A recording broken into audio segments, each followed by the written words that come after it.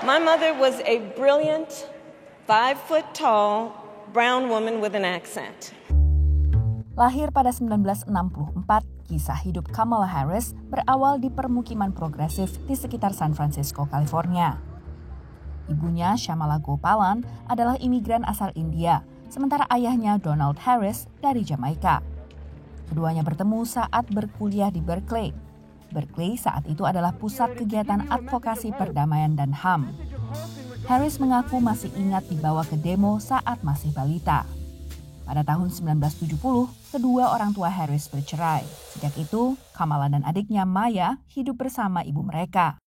So they lived above the daycare center, above Shelton's daycare, in a modest 2-bedroom, 1-bath apartment. Carol Porter adalah teman semasa kecil Kamala Harris. We were the second class to desegregate Berkeley Public Schools. Harris berkuliah di Howard University di Washington, D.C. yang mayoritas mahasiswanya berkulit hitam. Sebelum menjadi pengacara, ia menjadi jaksa penuntut di California sebelum maju sebagai calon jaksa agung San Francisco pada tahun 2002. There had never been a woman district attorney. She was really an underdog. But from the beginning, she had something very special. Harris menang tipis dan semasa menjadi jaksa memperpanjang masa tahanan bagi pelaku kekerasan sambil mengalihkan warga yang pertama kali tertangkap atau terlibat kejahatan tanpa kekerasan ke sebuah program rehabilitasi. Pada 2010, Harris terpilih sebagai Jaksa Agung California dan antara lain aktif menggugat bank yang ditengarai terlibat praktik pinjaman menyesatkan selain juga geng-geng kriminal.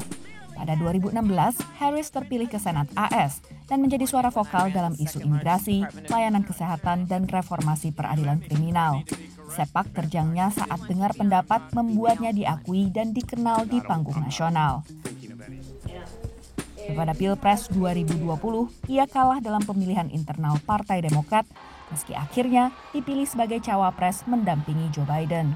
Keduanya menang Pilpres, dan Harris menjadi wapres pertama yang seorang perempuan dan dari etnis non-kulit putih. Di awal pemerintahan Biden, wapres Harris ditugasi mengamankan perbatasan selatan AS dan bernegosiasi dengan negara tetangga AS di Amerika Tengah. Ini membuatnya menjadi sasaran kritikan. She was supposed to be the one that was in charge of securing our border, and I don't even know if she's been down there yet.